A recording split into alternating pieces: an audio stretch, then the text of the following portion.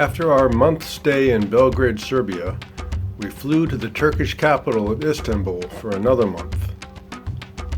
The Istanbul airport, very modern as it's newly opened in 2019, is about an hour from the city in light Sunday traffic. Istanbul is a sprawling city of over 15 million people, and you can see the city envelop you as you get farther from the airport. Our studio apartment was on a residential street in the northern Beyoğlu district, a good location for us, 20 to 30 minutes from almost everywhere we wanted to go. Istanbul is comprised of 36 urban districts. Approximately 2/3 of the city's population are in Europe and 1/3 in Asia. We spent most of our time in 5 districts: Beyoğlu, Beşiktaş, and Fatih on the European side, and Üsküdar and Karaköy in Asia.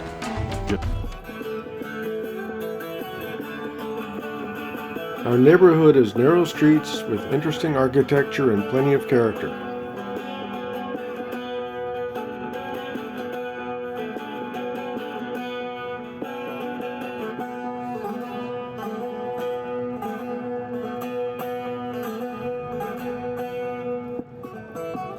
There are lots of facilities within 5 to 10 minutes walking distance. Markets,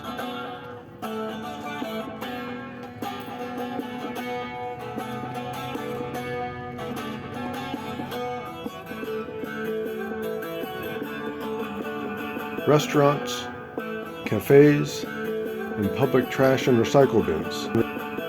There are also plenty of hills. Our street was in the middle of one of the many hills, so sidewalks slope up or down in any direction. On the plus side, it does provide glimpses of the Bosphorus waterway through the buildings. But it also means there are lots and lots of stairs.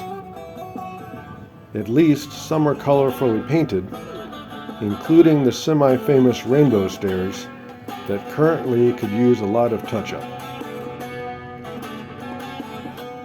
Another thing we noticed were the cats. Here a cat, there a cat, everywhere another cat.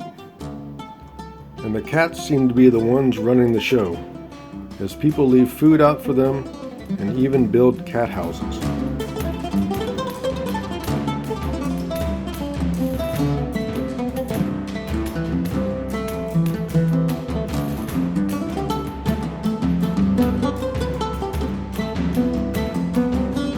Beyoğlu district has 2 main neighborhoods that we frequented, Taksim Square and Karaköy. Taksim Square is the heart of modern Istanbul, a wide open forum with a major metro hub and numerous side streets with dining and shopping.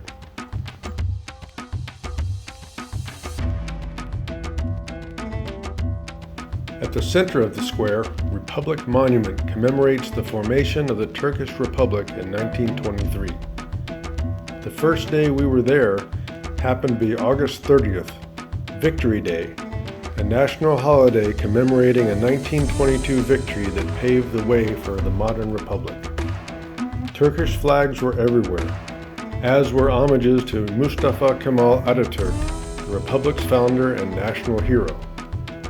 Taksim is also known for its classic cable cars that lead out of the square onto Istiklal Avenue, meaning victory in Turkish, a 1.4 kilometer long pedestrian shopping zone. It's always busy with tourists, shoppers, and diners, up to 3 million people on any given weekend day. Notable areas off of Istiklal are a couple small indoor malls and Nevizade Street, with its restaurants and seafood markets.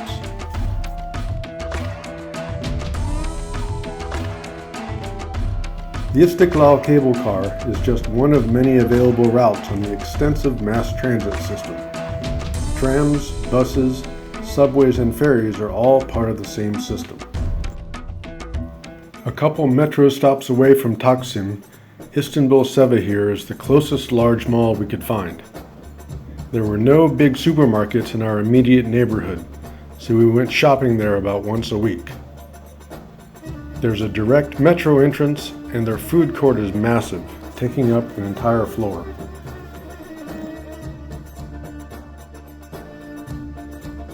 One thing we found out, to enter any large indoor space like a mall or museum, you must go through security that includes scanning this QR code we received prior to entering the country.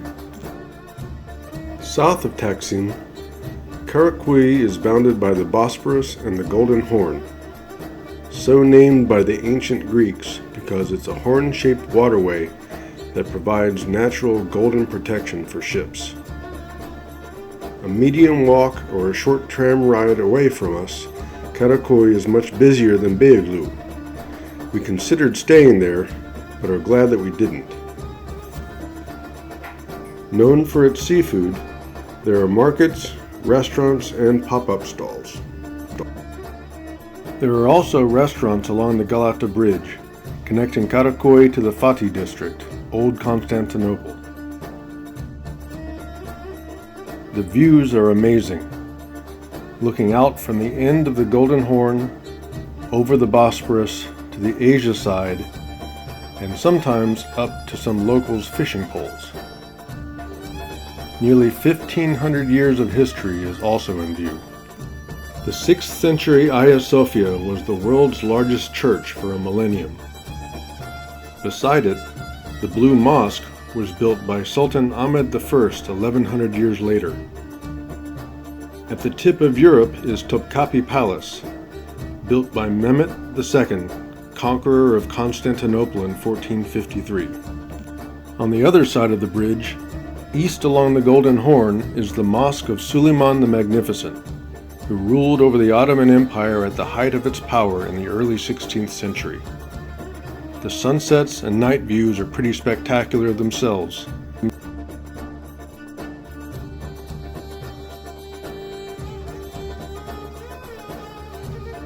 Especially from one of the sunset cruises that depart nightly from Karaköy.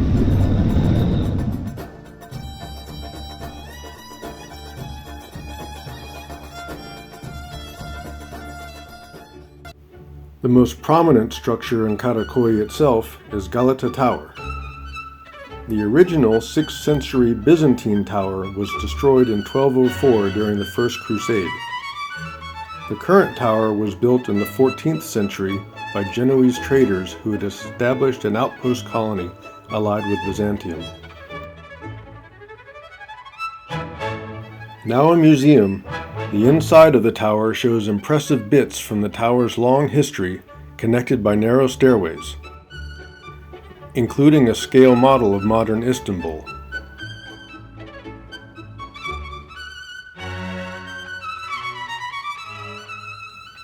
The stairs are one way down. An elevator takes visitors to the top. The top chamber is beautiful in itself, but it's nothing compared to the unmatched panoramic view of the city.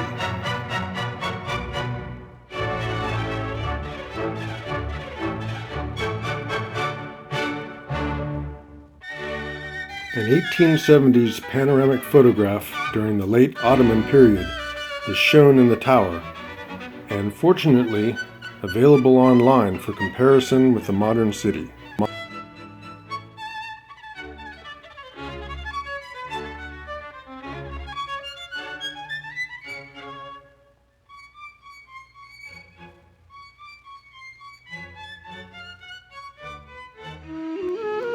One Turkish tradition that we were excited to try out is the hammam, or thermal bath.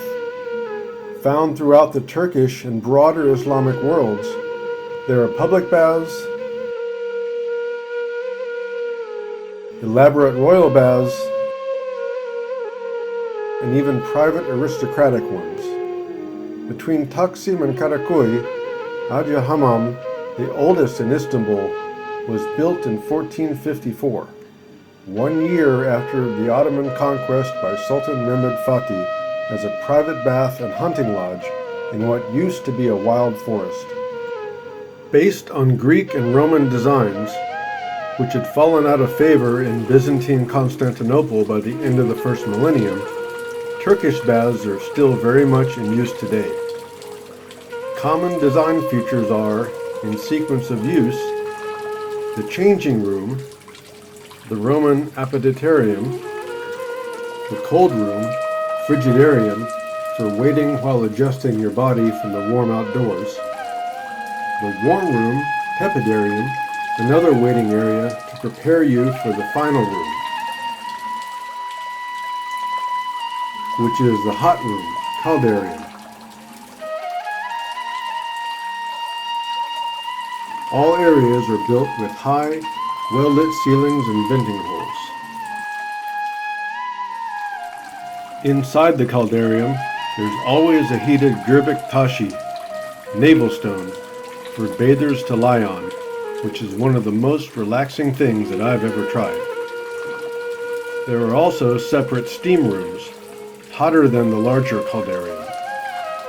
Finally, there are water basins and plates to douse yourself for cooling off when it gets too hot. After half an hour in the caldarium, we were soaked up and scrubbed on both sides head to toe. Unisex hammams do this on the Gürbük taşı, but we went to gender-specific rooms for ours. Next, we had some chai, Turkish for tea, and went upstairs to wait for a half-hour body massage. Originally, the upper floors were for imperial residences in the hunting lodge, but now they're used for massage, facials, and other spa services. Overall, it was a very relaxing and civilized experience. Just north of Beyoğlu, Beşiktaş is one of the more secular districts in Istanbul. It has a busy port with several high-end hotels and energetic streets that support many of Turkey's leading universities.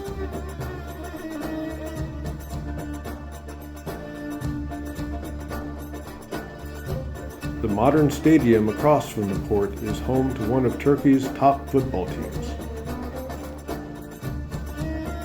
The 19th century Dolmabahce Palace, located in the same area as former Byzantine emperors' summer palaces near the natural Beşiktaş port, was built by Sultan Abdülmecid I to replace the original Topkapi Palace of Mehmet II. It has its own mosque, decorative clock tower, and gardens.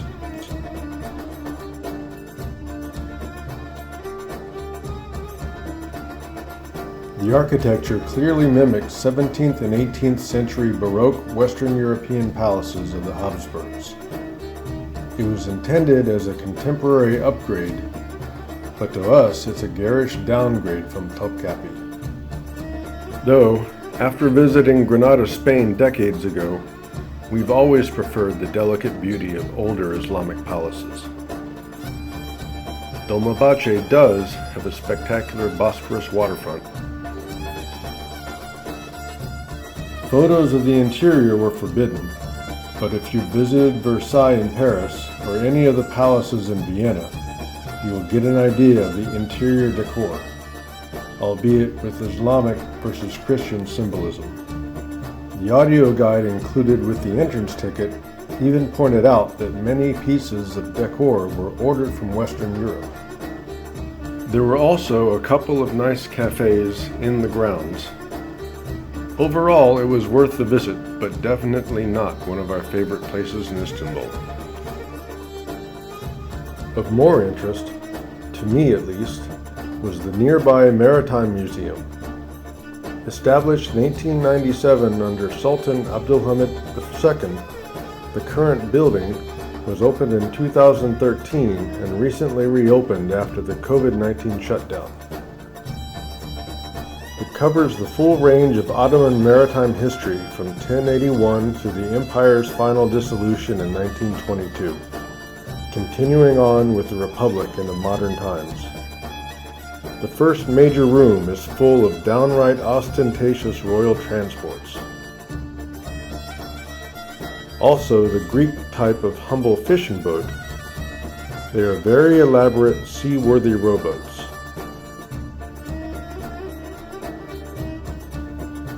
The exhibits mostly cover the evolution of naval vessels, with some on tools and armaments.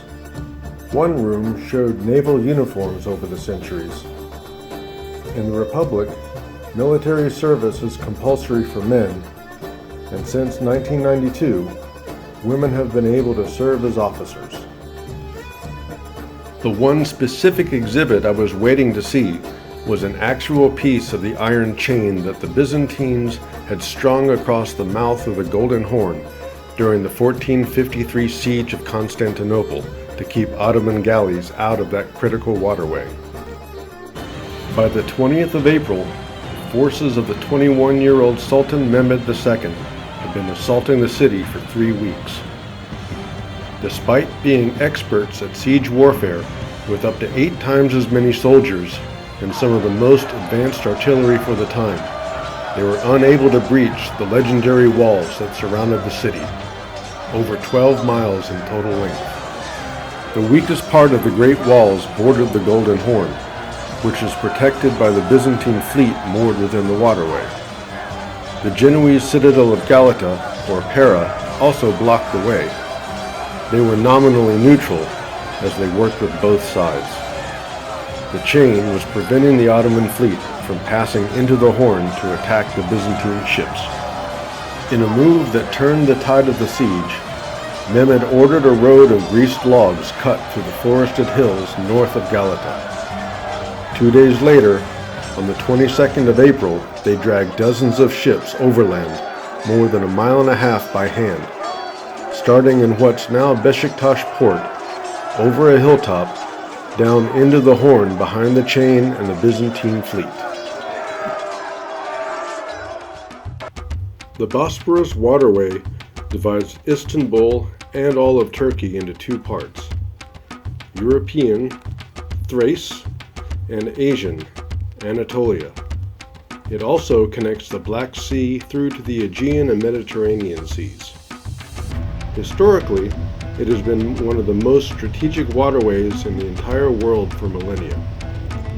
The name, Cattle Strait in ancient Greek, comes from Io, the Greek mythological ancestor of Heracles and other heroes, who was cursed by Zeus to wander the world as a cow until she crossed from Europe into Asia.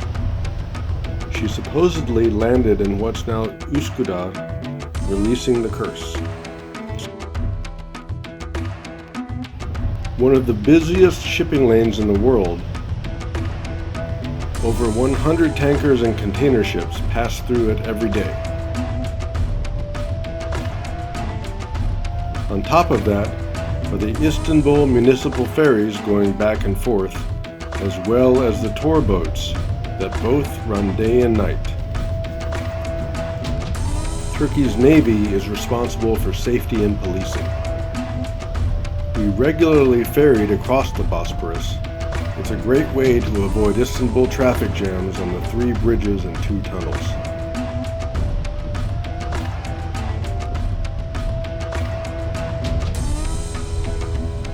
There is so much to explore in Istanbul, it's way too much for one video. So stay tuned for more about the Asia side, as well as Old Constantinople.